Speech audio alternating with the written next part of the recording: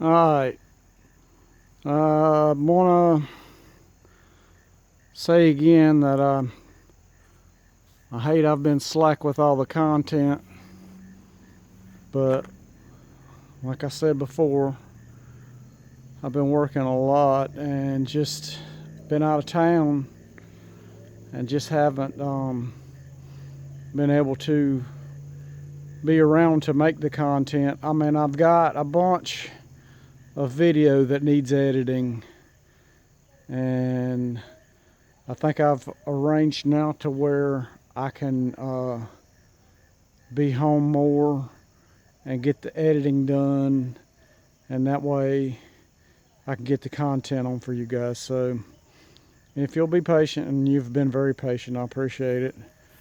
Just hang around. I'm gonna get this I'm gonna get these videos on. All right, so I was home, and I'm home now, but I was home the other day, and last video I told you I needed to get a friend down here to help me mark the holes to drill in these new fiberglass fenders. Well, to start off with, this truck is 75 years old, and I know the last 35 years of its history, but prior to that I didn't know what the history was. And just like any old vehicle, the ones that come to mind though are Harleys, because they get modified so much. But I guess any old vehicle, if it's been around for 30 some years, it's going to get modified. Now you can see that I have this bed too far away from the cab, and the reason for that is that the back of the cab, the back of the bed where the mounts go, are actually hitting the rear of the frame. But I've discovered, which I thought it looked kind of weird, the paint line on the bed. And then I put the fenders on, and you notice that the fender holes don't match up.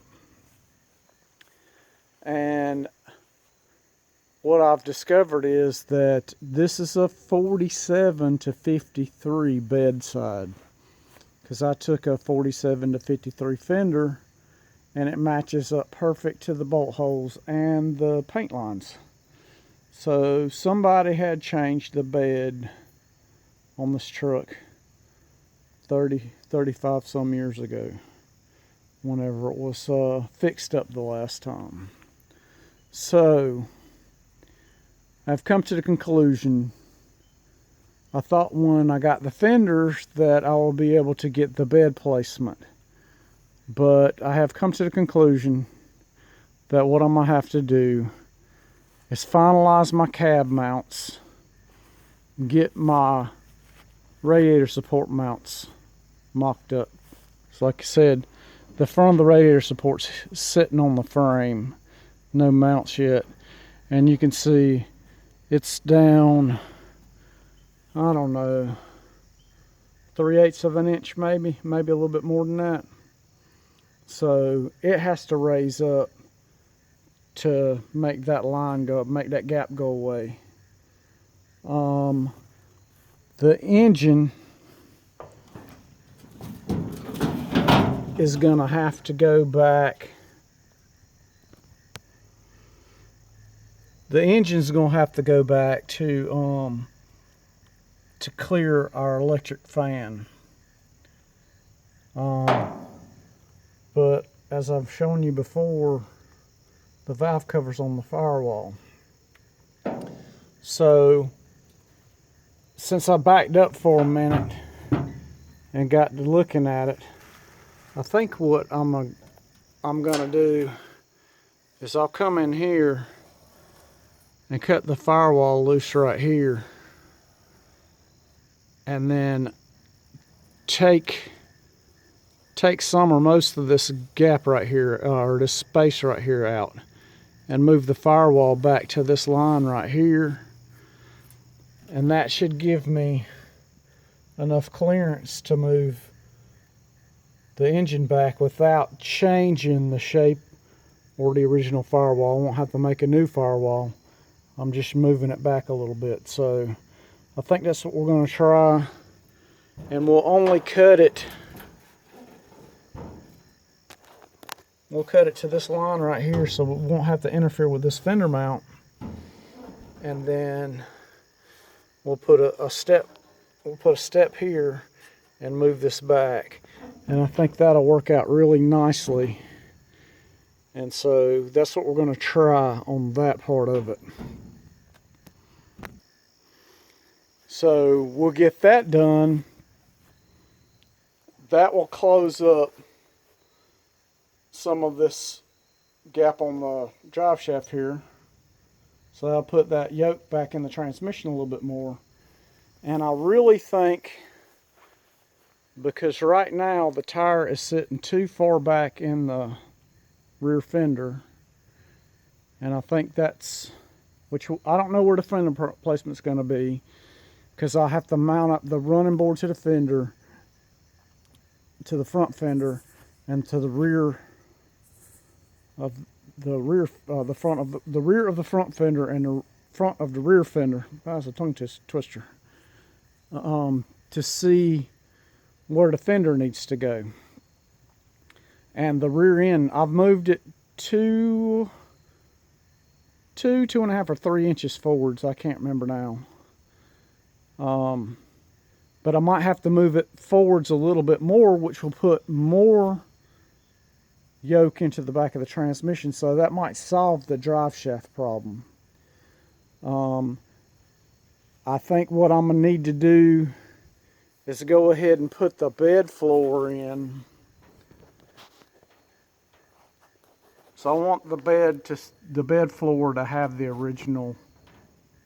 I don't want to channel the bed. I want to set it at the right height, which it looks like it's pretty much the right height here.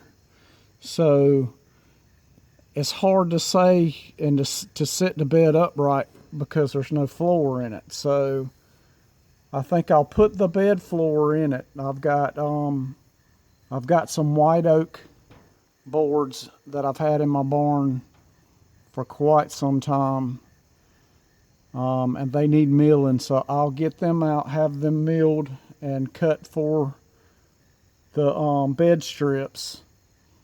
I'll take the bed strips, the wood, and the bed gets cross seals. Here's one of the cross seals right here, and there's another one. They're still bolted to the old frame. So we'll assemble the bed floor, and that way we can mock up the bed height on the frame. So like I said, we'll bolt the cab to its place, make the radiator support mounts, put the bed floor in the bed, and finalize the bed placement. Then we'll bolt the running boards to the front of the fender, the front of the front fenders, or the rear of the front fenders, and then we'll center the wheel well, or we'll put the running board, the front of the running board to the back of, to the front of the rear fender, and then we'll see where the rear tire falls out at. And if it doesn't fall out in the right place, then we'll move the rear end forwards and make it match up. So that's kind of where we're at now.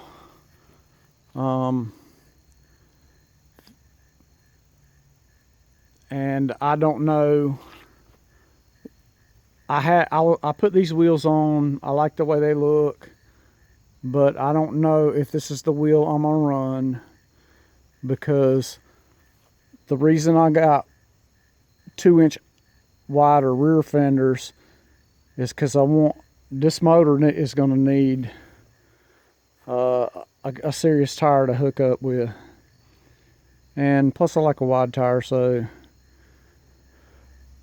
we'll need to get a wheel that's got enough offset to the outboard to fill the fender in on the front and the rear.